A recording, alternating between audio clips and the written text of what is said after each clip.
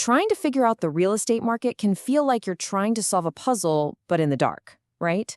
One minute, prices are just rocketing up, and the next, every headline is screaming about a crash. It's confusing, it's frustrating, and honestly, it can make you feel like you're stuck on the sidelines. Have you ever just looked at a house price and thought to yourself, how on earth did they get to that number? What is really going on here? Well, you're definitely not alone. This is the Brick by Brick channel, where we help beginners build wealth through real estate one brick at a time. Today, we're going to cut through all that noise. Because what if I told you that beneath all that chaos, the entire real estate market is really just driven by 4 predictable, understandable forces? We're going to hand you the keys to unlock it. All right, here's our game plan. It's simple, but it is so powerful.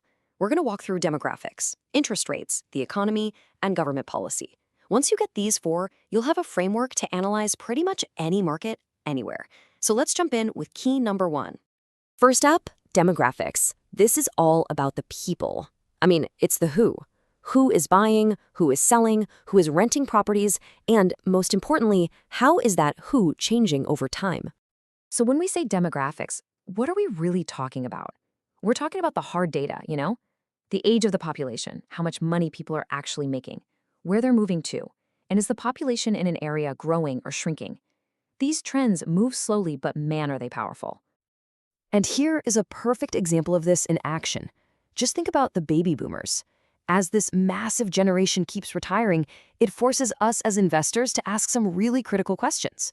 Like, are they all going to buy vacation homes in Florida? Or are they downsizing from those big family houses? The answers to these questions, that's where you find huge opportunities, if you can see the trend coming. So we know who is in the market, but the next big question is, how much can they actually afford to pay? And that leads us straight to our second key, interest rates.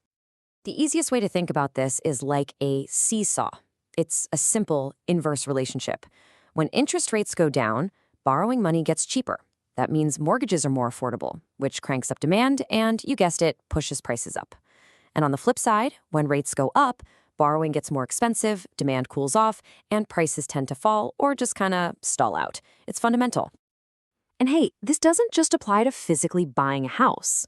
If you're investing in things like real estate investment trusts, we call them REITs, the same logic holds. When interest rates drop, the juicy dividends from REITs suddenly look way more attractive than what you'd get from, say, a bond, and that drives their value up. Okay, so we've got the people and we've got their borrowing power. But what about the bigger picture? An individual's ability to buy a property is tied directly to the health of the entire economy. So let's talk about our third key, the overall market weather. Look, here's the bottom line. Real estate doesn't exist in a bubble. Things like GDP, that's the growth of the whole economy, and employment numbers, that's like the weather report for the real estate market. A strong economy with lots of jobs means people are confident, they're spending, and that fuels real estate. A sluggish economy? Well, it does the exact opposite. But, and this is a pro tip, not all real estate feels the economic bumps in the same way. Take hotels. They rely on nightly stays, right? So when the economy takes a hit, travel is one of the first things people cut. That makes hotels super sensitive to downturns. But office buildings, they often have tenants locked into leases that are years long, which makes them way more stable during a recession. All right, we've got the people, the money, and the economic weather. But there's one more player at the table, a wild card, that can completely change the rules of the game overnight. And that's the government. This is our fourth and final key. And trust me, the impact here can be massive. Let's go back to 2009. The government wanted to jumpstart the housing market, so they rolled out a first-time homebuyer tax credit. And the result? 2.3 million people used it. Now, that created a huge but temporary surge in demand. An investor who didn't get this policy might have thought the market was recovering naturally, when really, it was just getting an artificial short-term boost. So there you have it, the 4 keys: demographics, interest rates, the economy, and government policy.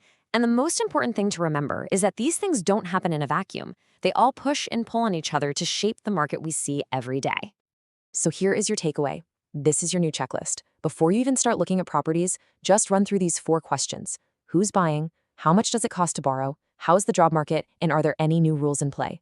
This framework will give you the confidence to know what's really driving the market. So I'll leave you with a question to chew on. When you look at your own city, your own neighborhood, Which one of these four keys do you think is the biggest driver right now? Is it a flood of new people moving in? Is it soaring interest rates? A booming local economy? Or maybe some new local law? Think about it. If you got value from this, hit the like and subscribe for weekly investor breakdowns, and keep building your real estate foundation brick by brick. This video was sponsored by Riverside Realty.